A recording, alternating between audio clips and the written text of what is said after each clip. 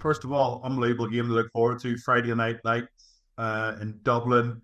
It's going to be an absolute belter. 8:10 kickoff.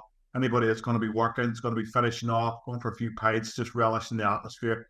Can't wait to get down there. Unfortunately, I'm not working any TV for the game, but I'm going to be down around just savouring all the atmosphere. Hopefully, it's going to be a ridiculously good test match. As we speak, the New Zealand side has been announced, pretty much as you would expect.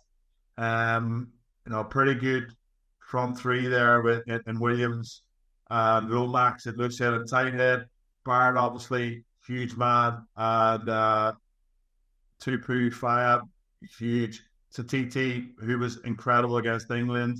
Sam Keane and Arlie Sevilla. So, like, they're as strong as they can be in the pack. Obviously, is it Cody Taylor misses out with a head knock, picked up an injury, so he's out. But yeah, it's a fairly stacked. Mackenzie's coming in at 10, with Bowden Barrett out as well with an HIA. And Jordy Barrett's at 12 and Olave 13. He just goes through the team. Talia was unbelievable. Will Jordan's just ridiculous. Even go back to that try that he scored in the Rugby World Cup quarter final. But I'm talking all about New Zealand here, aren't I? I'm talking all about New Zealand. We should be talking about Ireland. We're talking about Ireland. And it's a team sheet that I still think we should win. I still think on home soil, we haven't lost to New Zealand on home soil since 2016. We've won, 5 out of the last 9 test matches against New Zealand. Pretty good record. We're probably still hurting a lot from that quarterfinal exit. New Zealand played brilliant that day. We probably played good, but not to our best. And if we play to our best on Friday night, I think we should win. No Tag Furlong, huge loss. With no Dan Sheehan in there, he's obviously out long-term injury. We welcome back Ronnie Kelleher. That's brilliant. But it's the bench, Donny, that people are going to be probably talking about. Guys with little to no rugby this season, Rob Herring being one of them.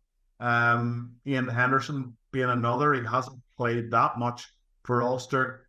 Tom O'Toole, again, he's been involved in a few match day squads, but not a wide lot of rugby. And of course, the biggest one straight off 40 minutes against the All Blacks 15 is Peter O'Mahony. So if a couple of injuries go down early, Donny, in the game, when you're having to call upon these guys, maybe you're calling upon them for the experience, for them to be able to grind it out, then happy days. But it doesn't strike me as a bench that's going to come on and add a huge amount of physical dominance. And I think hopefully Ireland aren't in a position where they're 5 points down with 20 minutes to go, and hopefully it's the other way around, and use that experience to try and grind out the result. So it's an interesting team selection, and I think it's the best that Andy Farrell can put out there. Yeah, I think it's a different one this time around, Donny, because there isn't anything really on the line in terms of silverware or being a big tournament like the Six Nations. It's just bragging rights. Again, Ireland are the number one side in the world. They went away and beat South Africa in their home patch in their last big game. If New Zealand win, then all of a sudden New Zealand are back. The aura's back. The best rugby nation that's ever breathed is back again. Arguably, that is.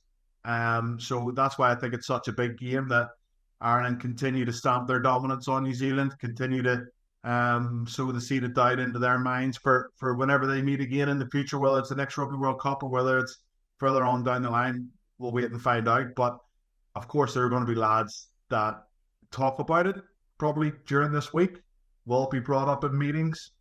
Maybe, I'm not sure it will be. Maybe some footage from, in team meetings that they'll talk through about some of the plays that they use or some of the key players that they're going to go after or have to look out for. They might revisit a bit of the footage from that Rugby World Cup.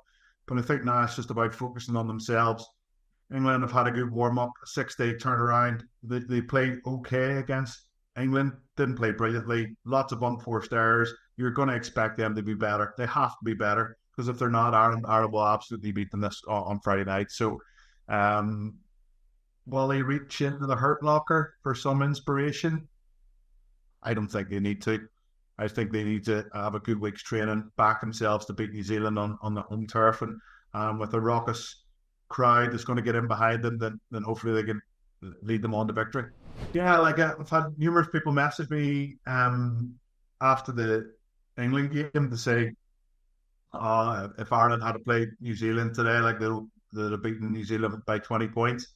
That's how poor they were. Some aspects of the game, as I said, there all the unforced errors that forcing the ball when they got to the line, giving away so many penalties as well. Their discipline wasn't great, and you would expect Ireland to be like beat them comfortably last weekend, but that's not going to be the New Zealand that turns up on Friday. I think it's going to be tight. I think it's going to be a one-score game. I actually think it's going to be like we just look back at the drama, the theatre that has been thrown up in the big games of late. The Rugby World Cup final, the Rugby World Cup quarter-final, Ireland, New Zealand, even the semi-final, South Africa, England last weekend.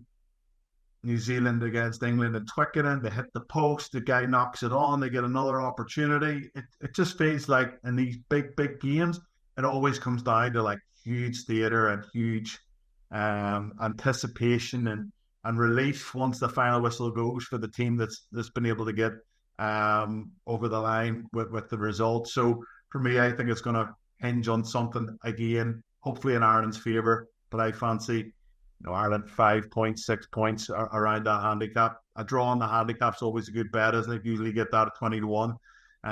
So that they're always thereabouts. But yeah, I can't see Ireland battering them by 25 points to 10 or something like that, and vice versa. So I think we're in for an absolute belter.